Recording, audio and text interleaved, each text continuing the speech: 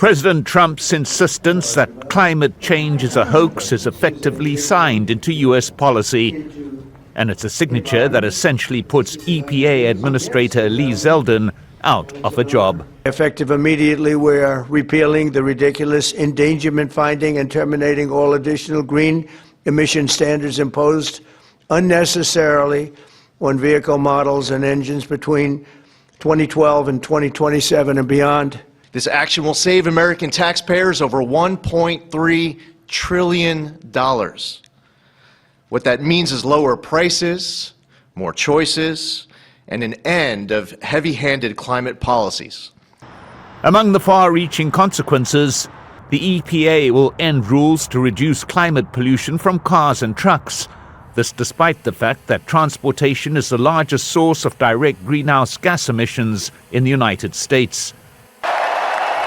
This is the end result of an executive order signed by President Trump on his first day of his second term back in office. He then called on the EPA to review the 2009 endangerment finding by the Obama administration, which echoed a Supreme Court finding 2 years earlier, stating that greenhouse gases are air pollutants and that must be regulated if they endanger public health.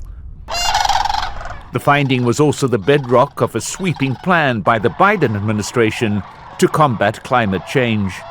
In September last year, the Academies of Science, Engineering and Medicine reassessed the endangerment decision. Its conclusion that human harm caused by greenhouse emissions is, and I quote, beyond scientific dispute, adding that the finding of the Supreme Court then remains accurate and is supported by even stronger evidence today.